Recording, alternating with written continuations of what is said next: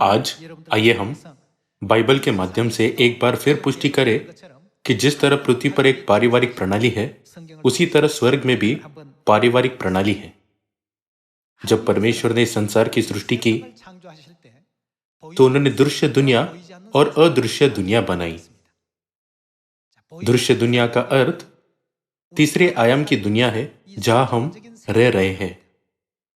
परंतु अदृश्य दुनिया चौथे या पांचवें आयाम की स्वर्गदूतों की दुनिया को संदर्भित करती है, दूसरे शब्दों में आत्मिक दुनिया। आज आइए हम बाइबल के माध्यम से पुष्टि करें कि अदृश्य दुनिया में क्या क्या मौजूद है।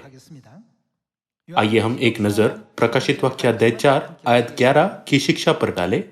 हे हमारे प्रभु और परमेश्वर, तू ही महिमा और आदर और सामर्थ के योग्य है, क्योंकि तू ही ने सब वस्तुएं सृजी और वे तेरी ही इच्छा से थी और सृजी गई। जब परमेश्वर ने इस दृश्य दुनिया की रचना की, तो कुछ ऐसा था जो वो मानव जाति को सिखाना चाहते थे। यह इस बारे में था कि हम कैसे निश्चित हो सकते और विश्वास रख सकते हैं कि अनंत स्वर्ग का राज्य, जो कि अदृश्य दुनिया है, मौजूद है और इसकी ओर आगे बढ़ सकते हैं। हमें यह समझाने के लिए कि अदृश्य दुनिया में क्या क्या मौजूद है, परमेश्वर ने इस दृश्य दुनिया को बनाया, जिसे हम देख सकते हैं, छू सकते हैं और महसूस कर सकते हैं।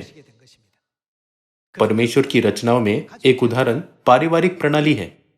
सांसारिक परिवार में दिखाई देने वाले संबंधों के माध्यम से परमेश्वर हमें स्वर्ग की अदृश्य दुनिया में स्वर्गीय पारिवारिक प्रणाली को समझने की अनुमति दे रहे हैं, जो चौथे और पांचवें आयाम की दुनिया में है।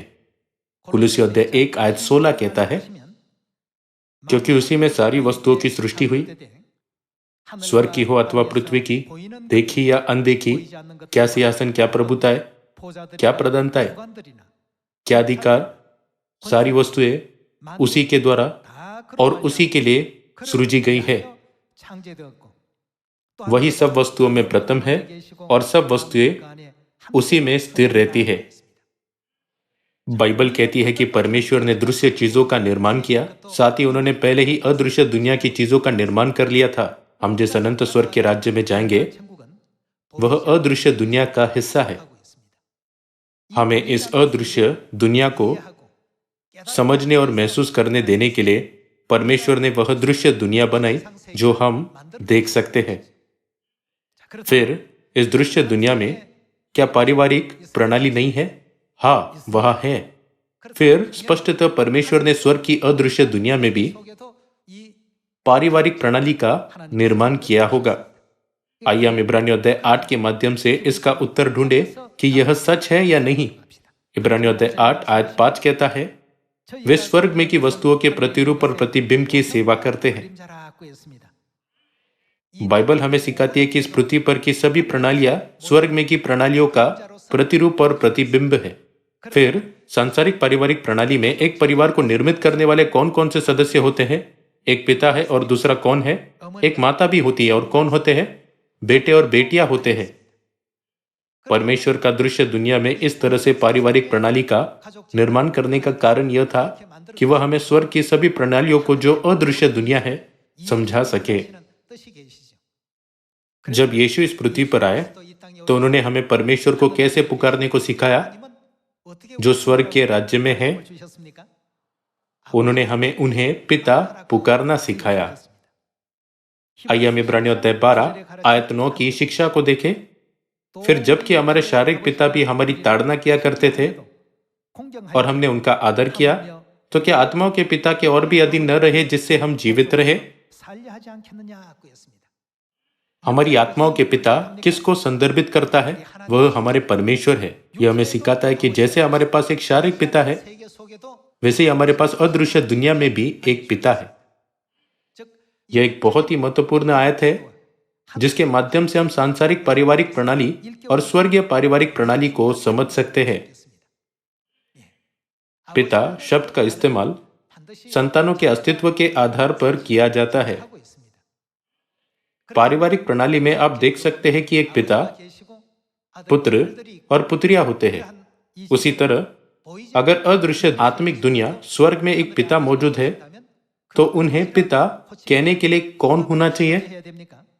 पुत्र और पुत्रियां अवश्य होने चाहिए। आइए हम इसकी पुष्टि दूसरा कुरिन्थियों अध्याय 6 से करें।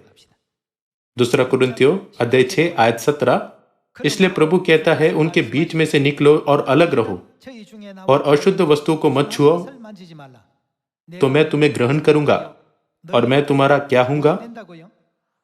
पिता हूंगा और तुम मेरे क्या? बेटे और बेटियां होंगे।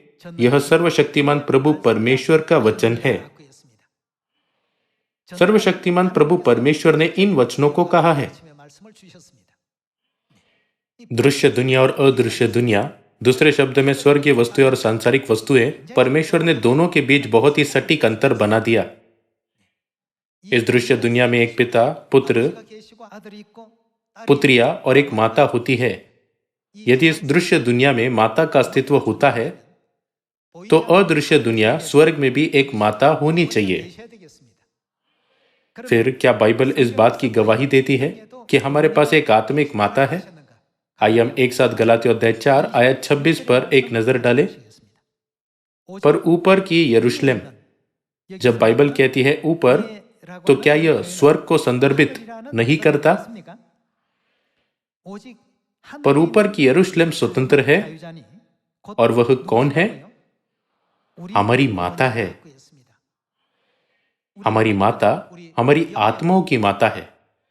इसका मतलब है कि बाइबल स्पष्ट रूप से हमें स्वर्गीय माता के बारे में गवाही दे रही है। यही कारण है कि प्रकाशित वाक्य अध्याय 22 हमें परमेश्वर के वचनों में से न कुछ बढ़ाने के लिए कहता है। और वह क्या कहता है? यह कहता है कि हमें उसमें से कुछ घटाना भी नहीं चाहिए।